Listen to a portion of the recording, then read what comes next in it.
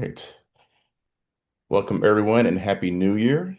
We know there'll probably be more people logging in as we go, but we want to start as close on time as possible. We have a number of things to cover, and we have a fantastic guest speaker today, so we want to make sure we give plenty of time for him to speak and for a good Q&A. My name is Jeff Trask. I am the Midwest Regional Leader for First Repair. Our strategy for this year is going to be rotating our hosts for our national meetings. And since I missed that meeting when they decided that, I got elected to go first. And so, with that said, we're going to move along our agenda. For those who don't know, our agenda usually includes having reports from our partners, reports from our regional leaders, and then our guest speaker.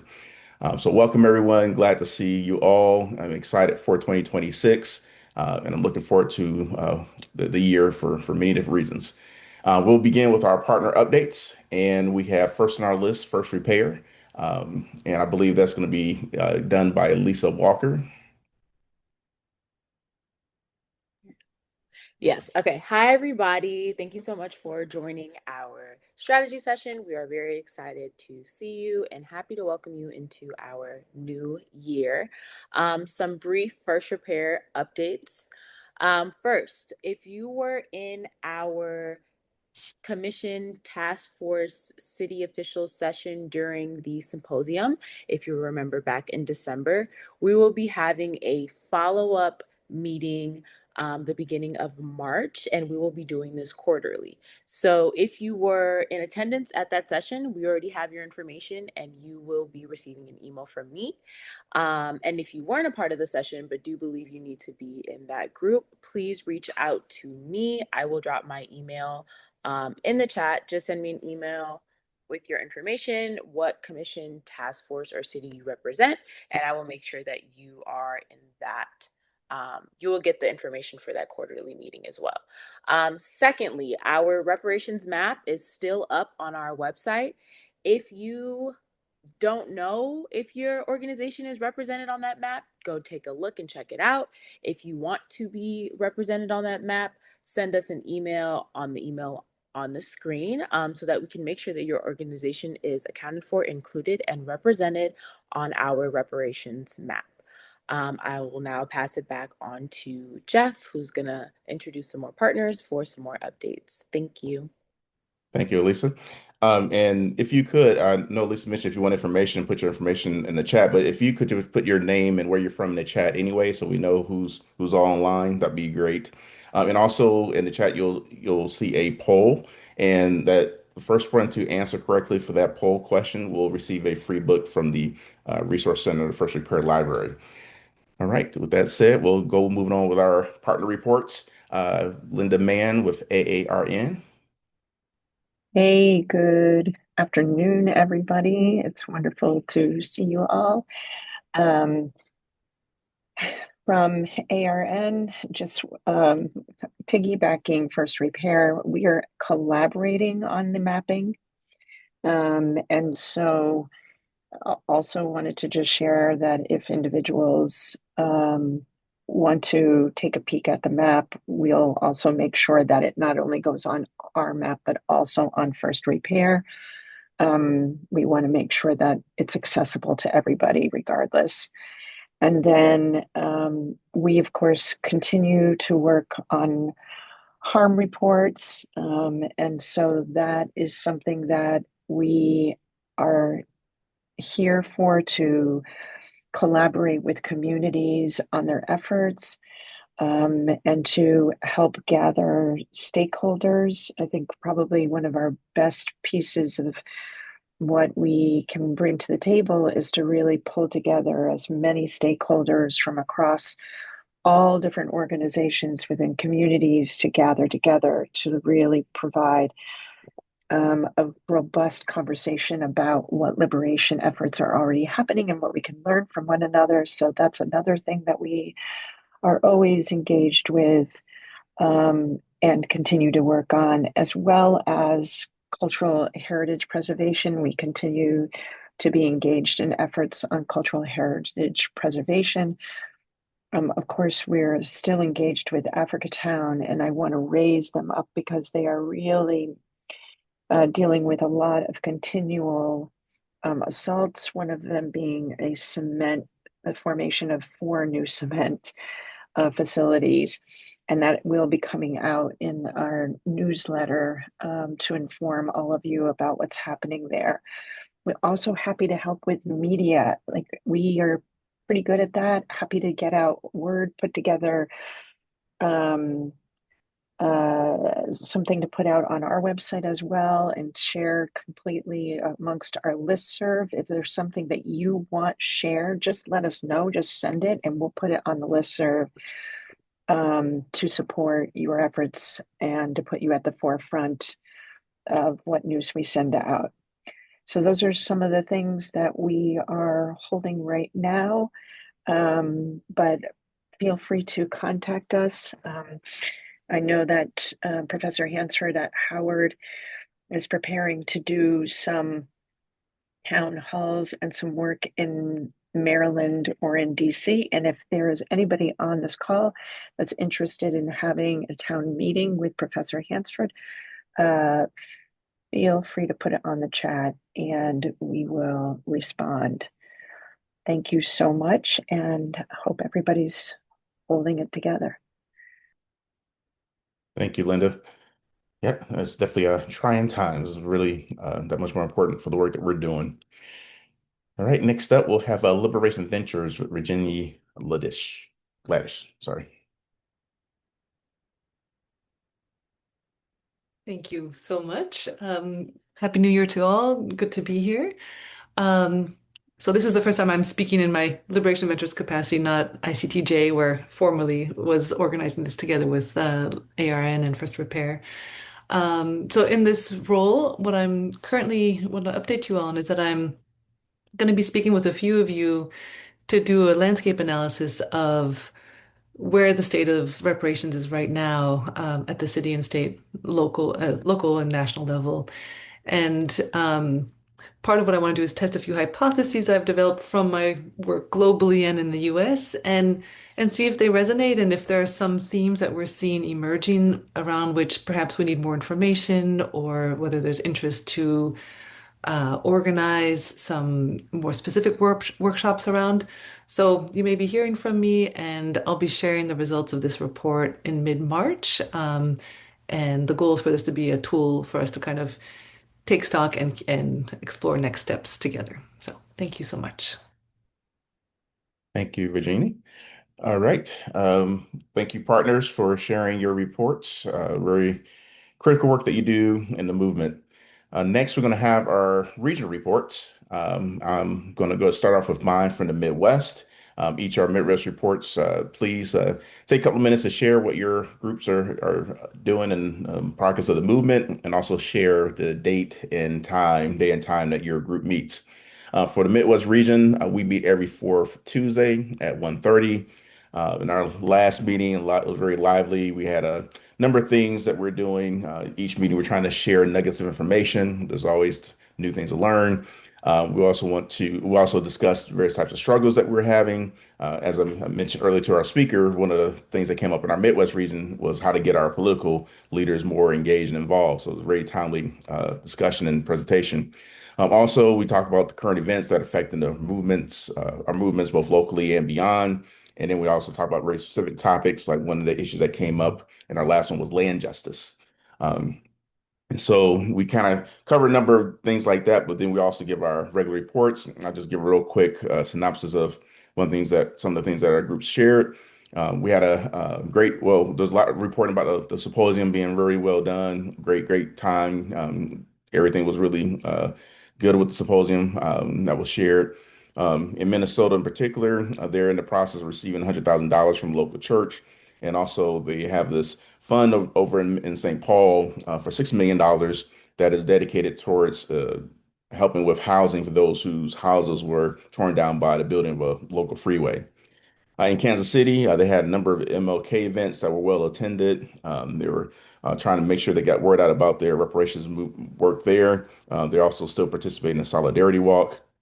In Chicago, they're starting to hold public hearings with their reparations commission. And I know our state is working with conjunction with some of that. Detroit, their Hans report has been completed, and Keith Williams from Detroit shared their report with the group. So congratulations on that. Also in Illinois, the ADCRC, our state commission, is going to have a public hearing April 26th to basically present our harms report along with the recommendations. We hope to get public input and then by June do a final public hearing to have a finalized report that we're hoping to get our governor to participate in. And the other groups that were present was Wichita, Kansas, and Champaign-Urbana. And we have a good lively group, and we're very appreciative of all the work everyone's doing. With that said, we'll jump into our East and Mid-Atlantic region with Jean-Pierre. Thanks so much, Jeff. I appreciate it. So I'll be brief and just give you an update on our meeting, which we meet on the third Thursday of every month at 5 p.m. I'll repeat that again, the third Thursday of every month at 5 p.m. We met last week. So in DC, hopefully as many of you know, they were able to get their reparations task force bill, which was under a different name. But unfortunately, they don't have any funding currently for the task force, so they can't, get any commissioners or move forward with the work. And so they're thinking about ways to move forward with public education about the commission, how to set up the commission, and also Bliss and if produce a zine in support of the council. But right now, they're thinking about alternative ways to ensure that the work of the commission goes forward in DC. In New York, at the state level, uh, the state has a harm report from the grassroots organization 40 Acres in the EV. Also, there are going to be some upcoming meetings in Albany as part of the state's Black Caucus events, potentially on reparations, either on the Friday the 13th or 14th in February.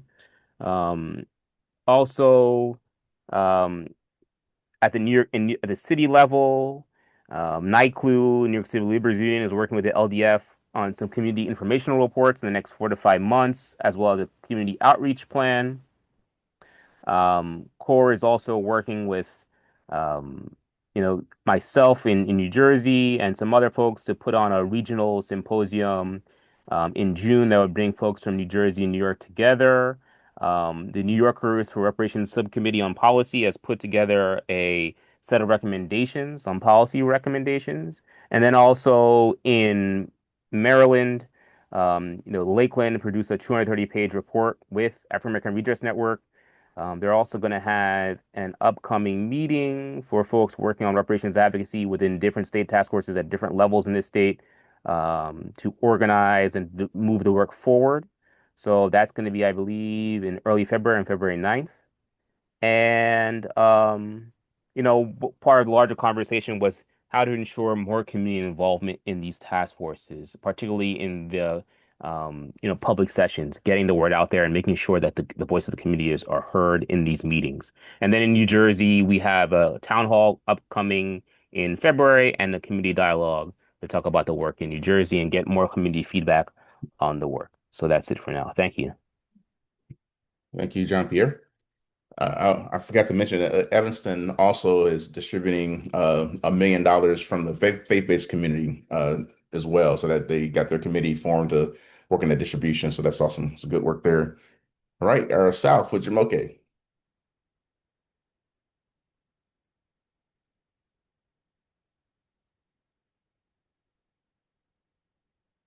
Yeah, you're muted, Jamoke.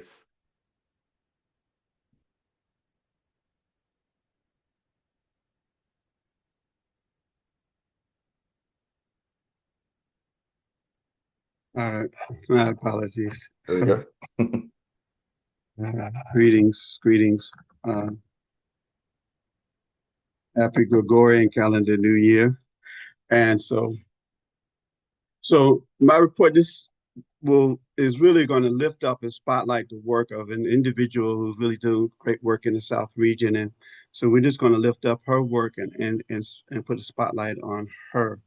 That is better known as Lady Sunshine, also known as Phyllis. Right now in Asheville, they are preparing for elections. Two of the former community reparations commissioners are running for city council, and she's providing them with resources for robust campaign through the National Democratic Training Committee.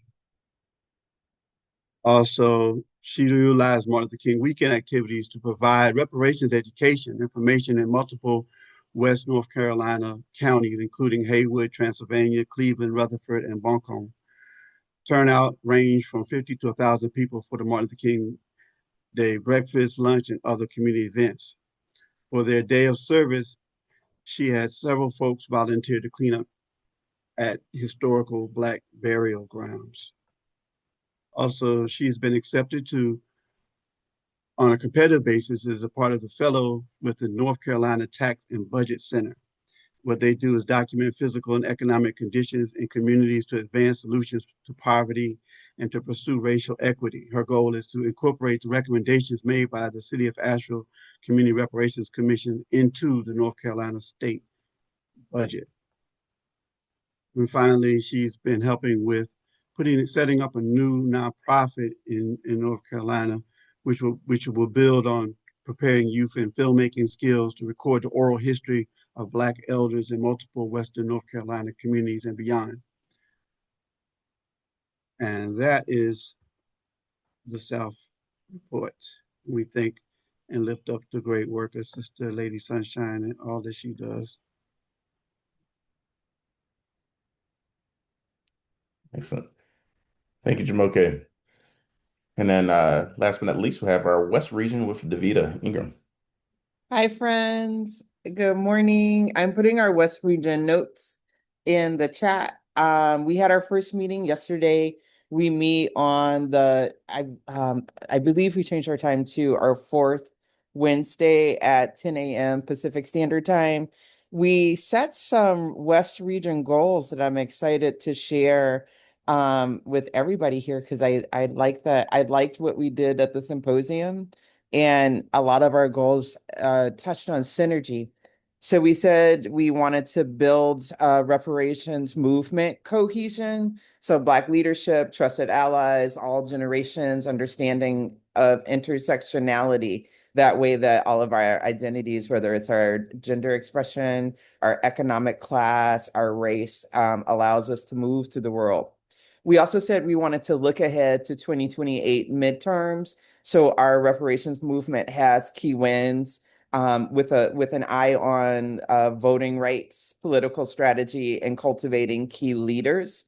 We said we wanted an explosive year for reparations wins in the West region. So sign bills, governors who champion reparations. And that meant that we would need to develop effective briefings for elected and appointed officials and accountability. We also said we wanted to design ways to train movement allies. So think about how to develop a power analysis and to bring white people and BIPOC folks into the movement with us. And that we wanted to leverage national movement moments that inspire big movement wins. So some examples might be just thinking ahead to 250th anniversary conversations about what is the United States and how do we think about the next 250 years with reparations squarely in view.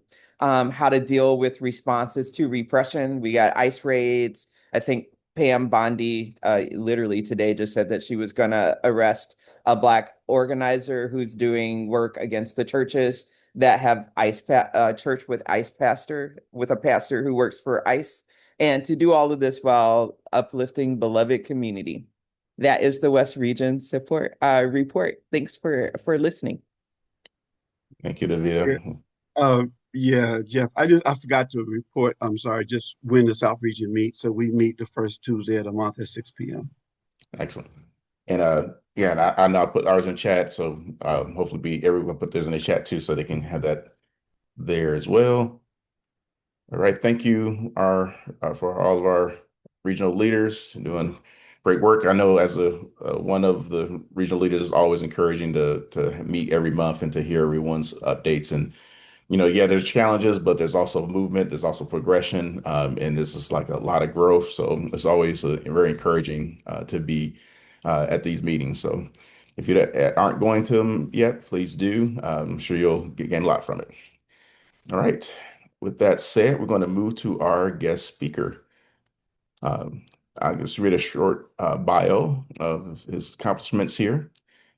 Keenan Keller is the former senior Democratic counsel of the House Judiciary Committee, where he drafted and analyzed legislation on a full range of committee issues, including crime, immigration, intellectual property, and constitutional law. He served as senior advisor to the Judiciary Committee, say that word today, chairman slash ranking members John Conyers, Gerald Netler, and Sheila Jackson Lee. Some of his major legislative initiatives included H.R. 40, Commission on Reparations Act, Voting Rights Advancement Act, and the George Floyd Justice and Policing Act, the George Floyd Justice and Policing Act. Since his retirement from the committee, he has been appointed to serve on the Episcopal Diocese of Western Reparations Committee, where he will work to oversee the distribution of a $5 million fund. He is a graduate of Brown University and Yale Law School. Without further ado, I'd like to present to you Keenan Keller.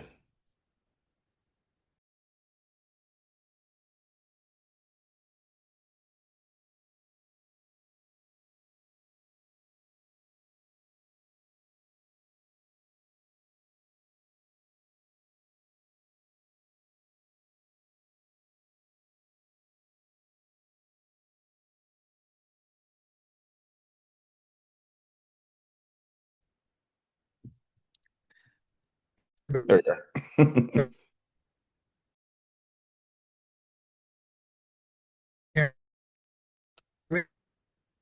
Looks like we're having a little connectivity issue there.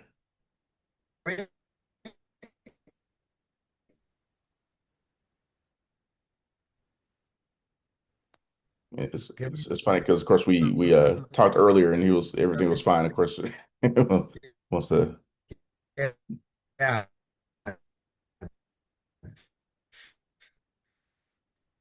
it's a little frozen here.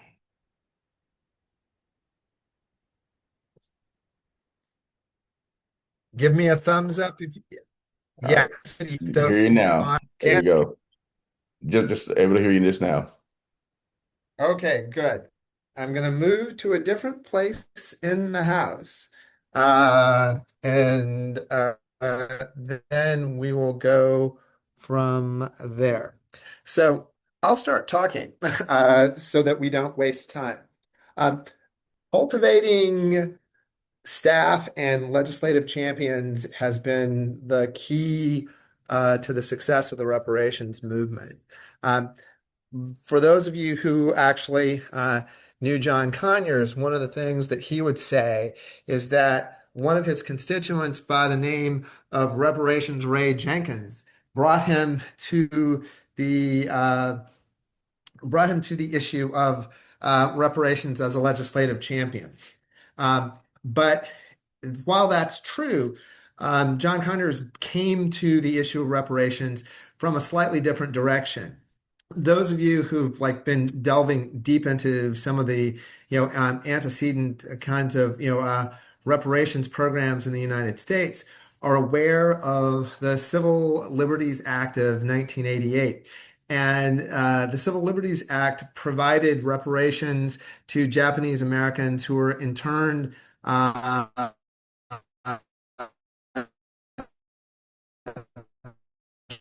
during World War II to the amount of $20 based programs to provide educational relief and funding to that program. That bill was actually based on a commission study in 1980. And so after the commission made its findings and then made its recommendation, Ronald Reagan signed that bill into law in 1988. John Conyers, following that path, introduced H.R. 40 in 1989, following that same legislative strategy. The interesting thing about all of this is that those members of KPAC had worked together for years on these Americans. And then once that program was put in place, those members of KPAC also were original co-sponsors of HR 40, and Asian American been part of the HR 40 process at the national level and have been very much stalwart uh, allies in, in this entire Kelly, you may want to turn your camera off because you're process. kind of fading in and out. You may So, want to turn your camera off. okay, let's do that. Mhm. So we'll do it this way. Maybe that will stabilize my audio connection. Okay.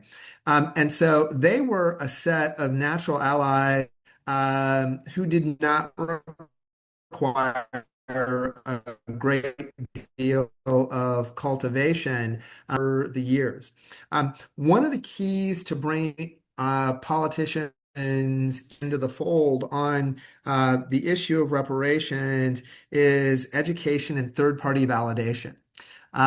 The education strategy is pretty easily understood. You need to make sure that the members and their staffs get the the best education effort on the impact of through the Jim Crow and current day period as possible.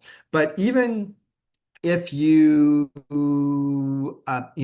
have a robust education effort, because politicians are naturally very conservative and find comfort in working with people in groups, you need to then have third-party validators, and these third-party validators can take on many forms. They can be key activists in the community, like Reparations Ray Jenkins was for John Conyers, or they can be local organizations, faith organizations, or other kinds of affinity organizations or Greek organizations that can actually get directly to the members and their member offices and raise this as a key issue. One of the ways that this was done, at the national level very successfully for HR 40 was the "Why We Can't Wait" letter. And some of you are probably familiar with that, and your organizations may have signed on.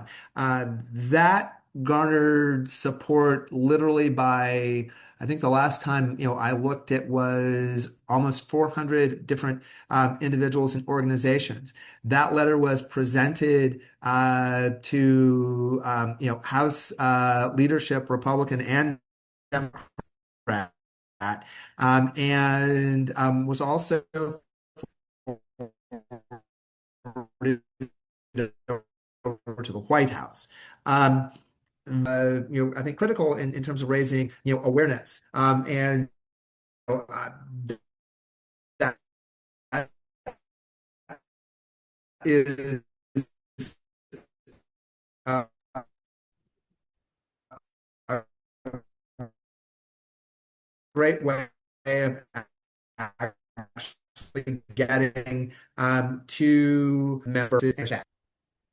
Those staffers, myself included over the years, have the ability to keep the drumbeat going on legislative issues in a way that keeps it, first and foremost in the members' minds, and also allows them to, formulate different kinds of strategies to keep the legislation, moving. Good grief.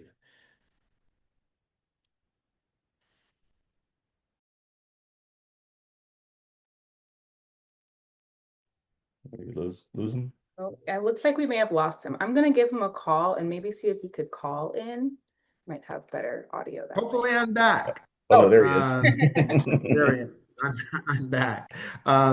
So, but I think I was talking about the importance of also finding highly motivated staff within member offices to keep the issue kind of, at the forefront of a legislative agenda.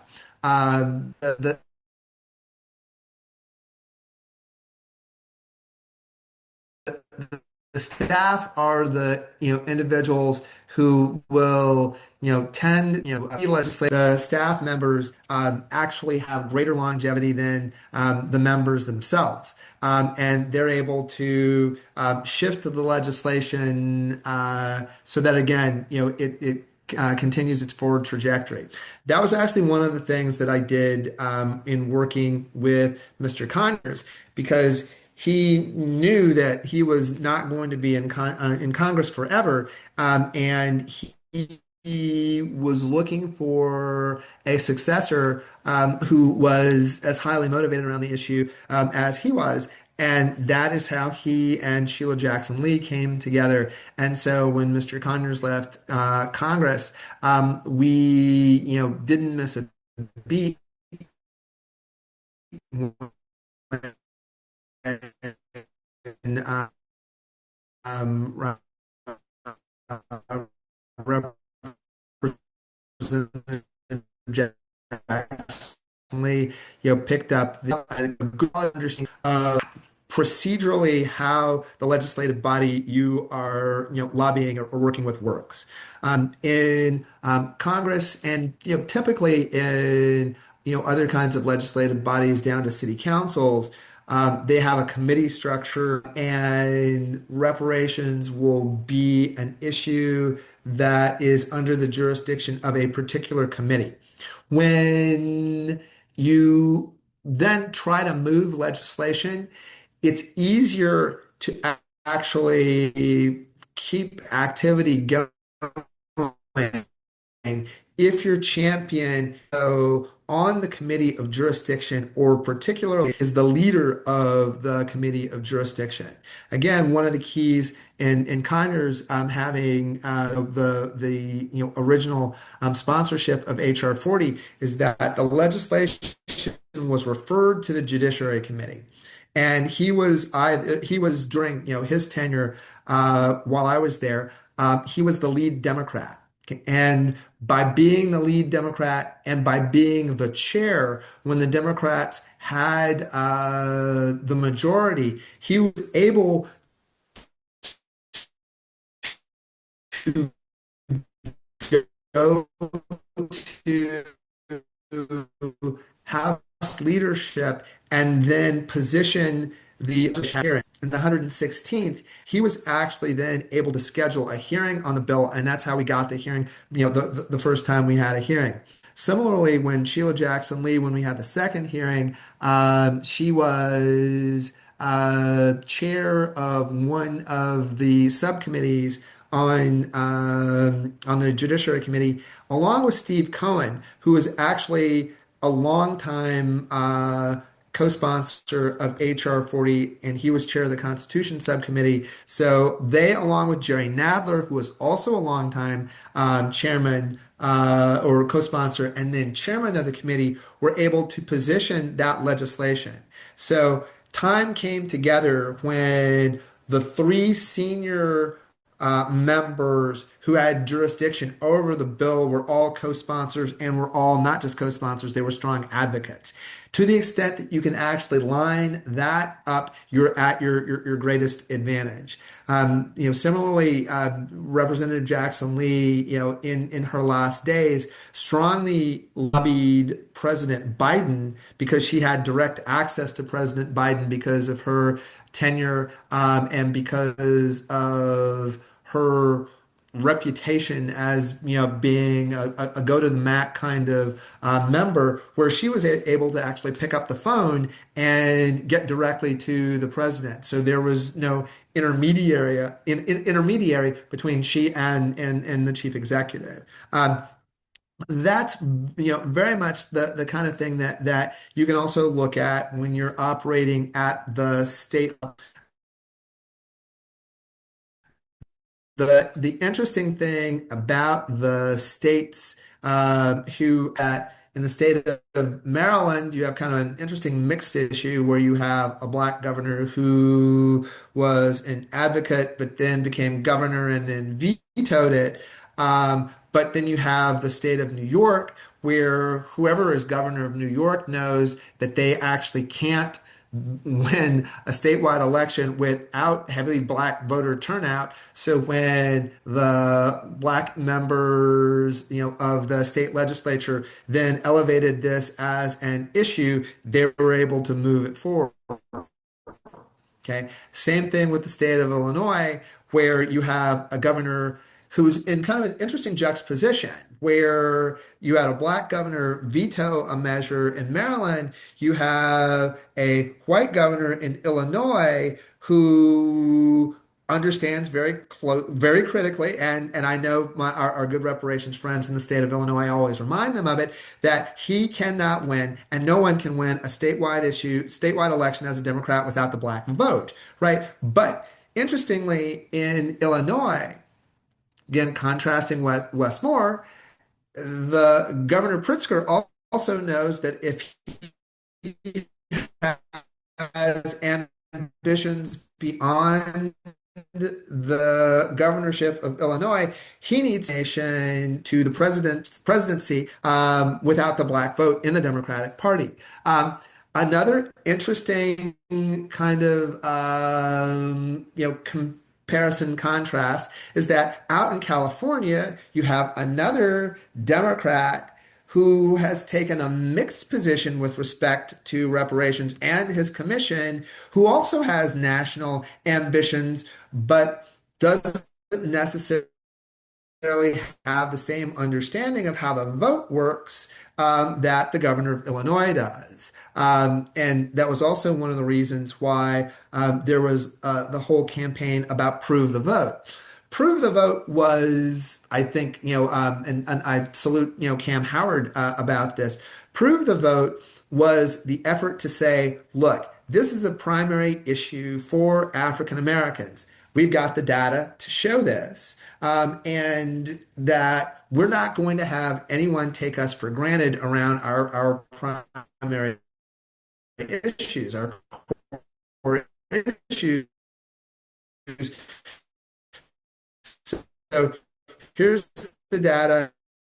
Think twice if you don't listen to saying that's hardball politics. And the time may have come nationally and locally for advocates of reparations, programs to actually engage in hardball politics.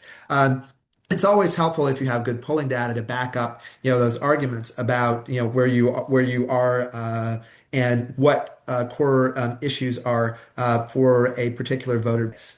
So, one of the ways that you can actually use, again, third-party validation is going back and having sign-on campaigns, letter campaigns, having lobby days, bringing your allied partners with you when you were visiting, mayors, when you're visiting governor's offices, when you're visiting, legislative member offices.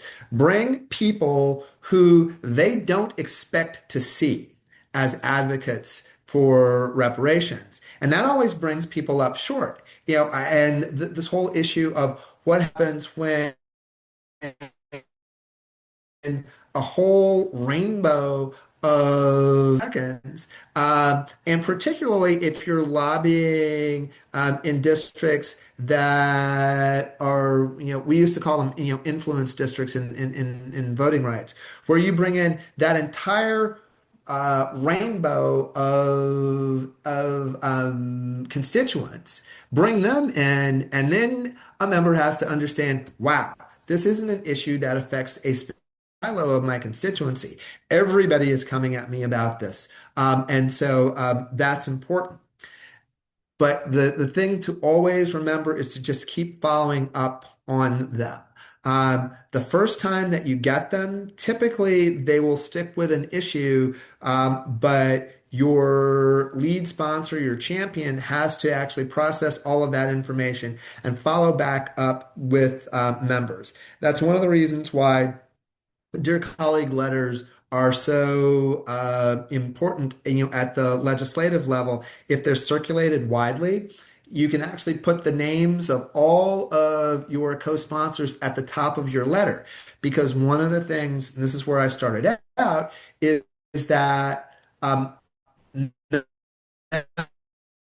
members are not necessarily courageous. Okay. They want to know who's standing up with them. And if they're in a crowd around an issue, they feel, so much safer. It's like the same theory of zebra camouflage. If you have a whole, herd of zebras standing together from a distance and you start looking, you can't pick one zebra out. Probably an effective way of thinking about how you handle moderate and nervous. Stick with the staff, okay? The staff ultimately will see you through. Members have all kinds of things that are pulling at them and distracting them. But once you actually find a group of staff-based champions, they will stay with you forever, and they will talk to their friends in other offices. They will go as potential disciples to other offices, if their member leaves. And so they can become an important part of your legislative strategy. Now let me roll on to commissions. Commissions are very tricky. Okay. One of the important roles served by HR 40 was that it was a model piece of legislation for how you structure a commission. Okay. It still, I think, serves the test of time with respect to being model legislation. But there are some issues that have come up around the operation of the commissions once they're established to always pay attention to. Okay.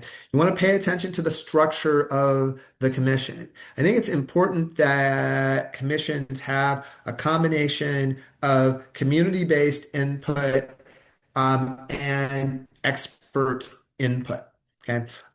There are lots of histories and lots of reports and harm reports, that have been written that are being written. One of the things, and I'm, involved in this now with the Episcopal Diocese of Washington effort.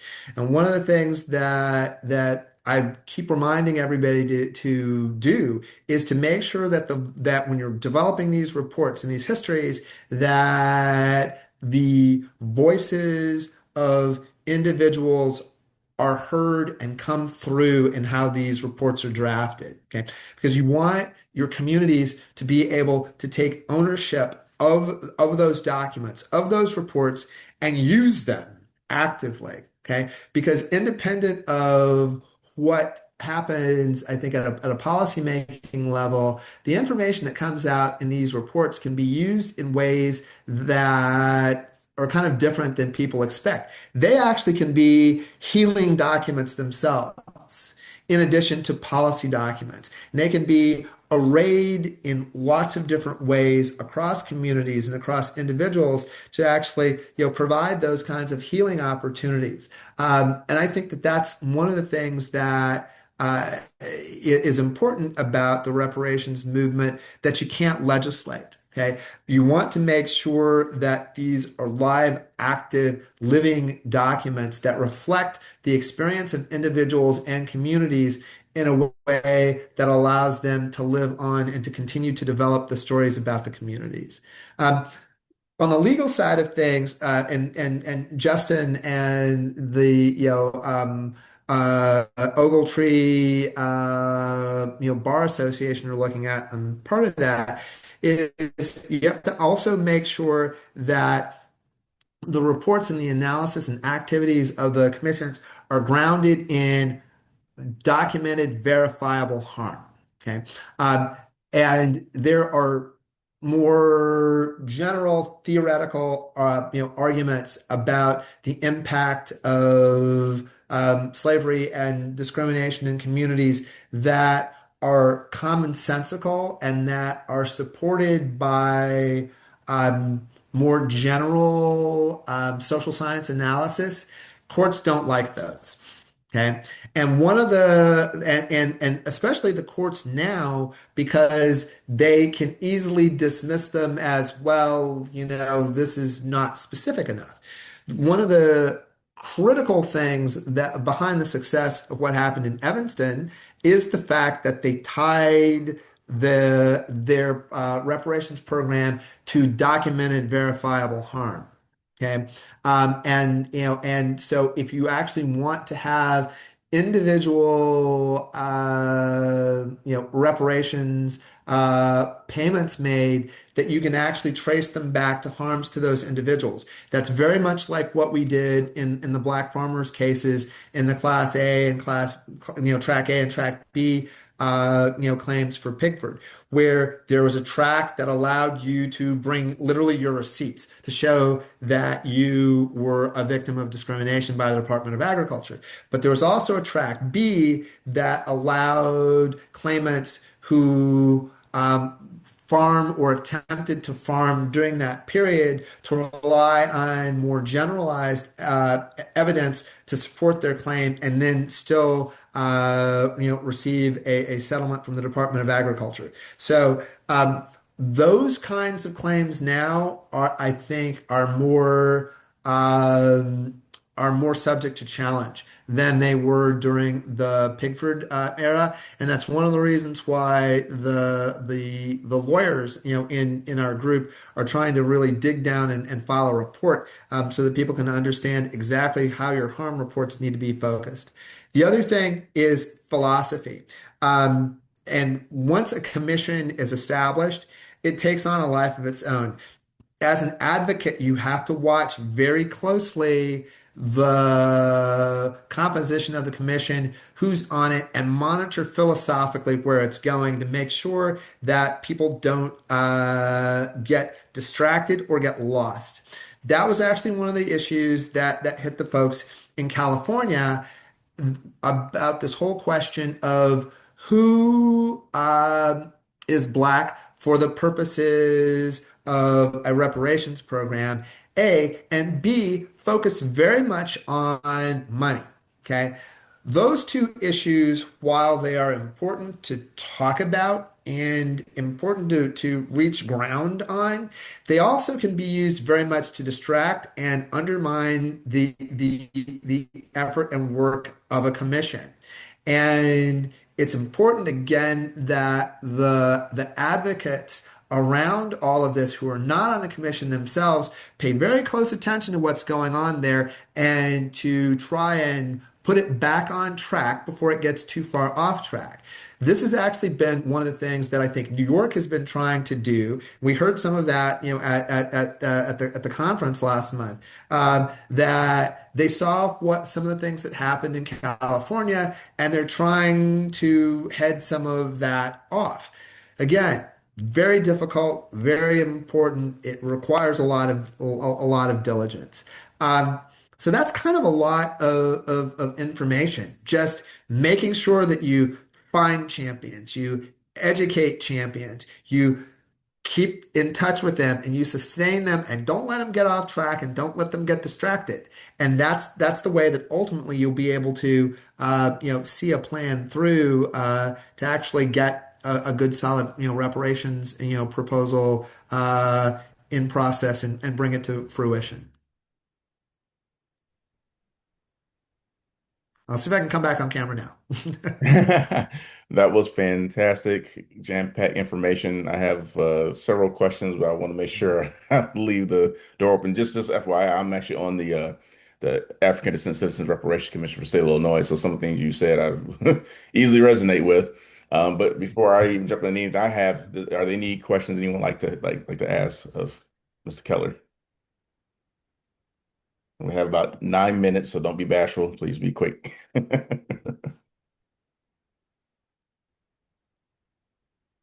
right, I'm going to start for one then. So one of the things that we noticed at the Democratic National Convention during the primaries is that the word reparations was not mentioned among all these politicians. And I beg the question, who are they trying to appease by not even saying the word reparations for a whole week? And I resonate with the idea that you have these politicians in very interesting positions, knowing that they need the black vote, but also knowing that there are these other groups of people that they're not trying not to, upset either. How do we navigate that in terms of how we, and I really appreciate your idea about the rainbow kind of push to, when we go to lobby day, because our reparation group locally in Champaign-Urbana is very diverse. and so people might be surprised about how white it is. So I really Yeah. appreciate that reality, and I think that can definitely, help move that particular address that particular issue. But what are your thoughts on that? So the crazy part about this is that remember when the election where Biden was elected in 2020 was instructive because remember they did that survey and every Democrat who is running is like, yes, I'm for HR 40 and I will sign it. And I had one of those stories. I said, haha, I'm going to print this out. I'm going to tape it to my wall because I know it's not true. So, Hmm. and we'll see who is actually, telling the truth and who is fibbing.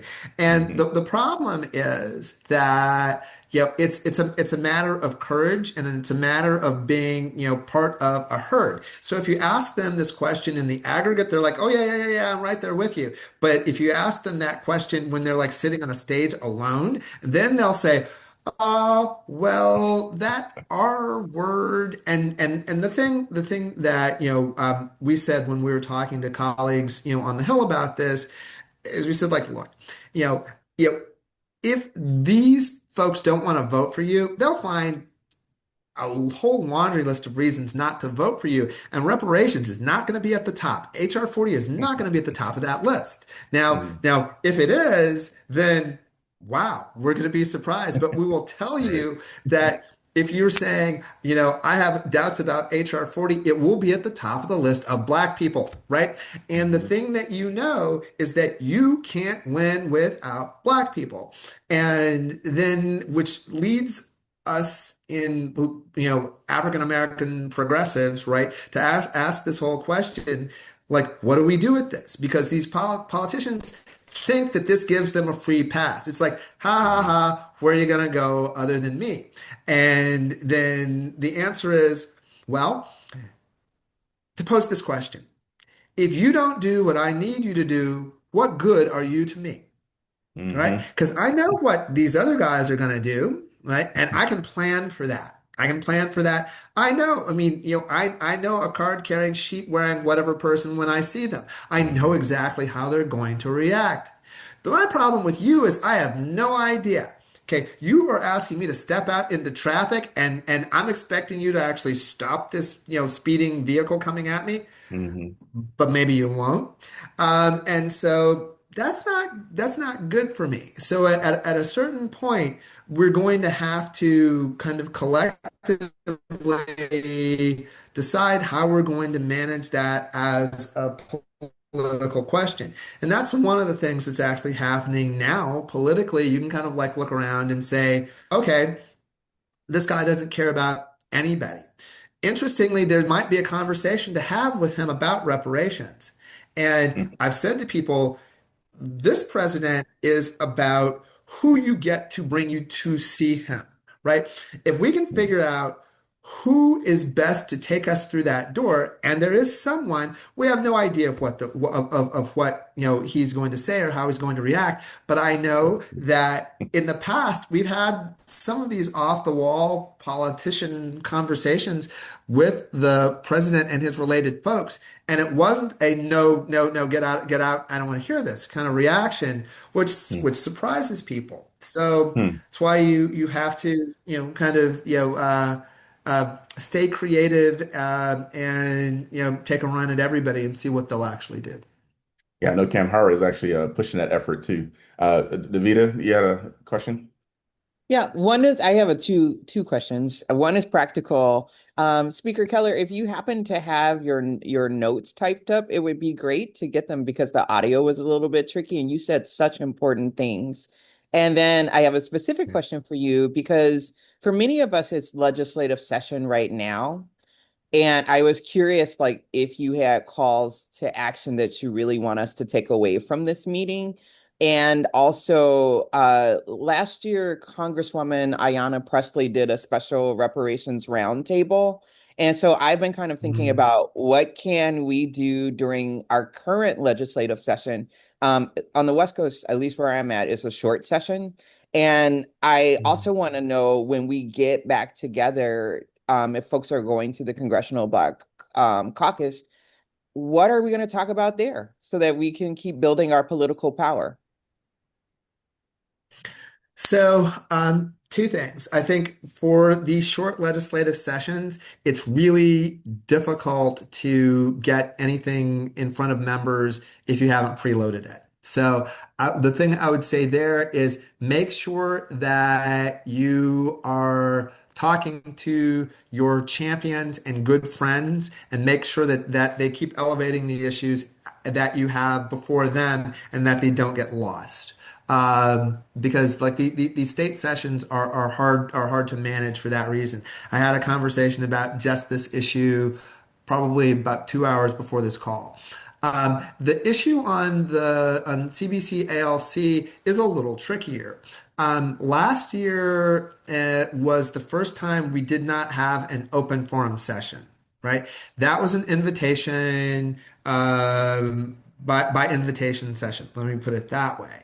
And that was done because, not because Representative Presley wanted to exclude anyone, but that was what she was told that she had.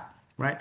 And so the thing that we're actually going to work on this year is going back to the open forum sessions that we had before. And and the good thing since my recusal period is up as of February 1st, I can be more active, on the Hill. We have to open this. We have to open it back up. I mean, I think that one of the difficult issues now is, and I don't know where they are on this. And my worry for this Congress was that we would actually have we would have members falling off, right? We would have attrition from our high watermark numbers on HR 40 because once you get them on, you have to keep them on, right? And during our high watermark, we actually had 219 committed yes votes, which it is what it is. But we also had like 198 co-sponsors, right? And once you actually co-sponsor it, you're on then because you committed yourself to the record. And that put us, within 20 votes of a majority, right? And in theory, there was a discharge petition play for that could have been made. So that's why you have to keep those numbers up and not let anybody fall off because attrition is the enemy here.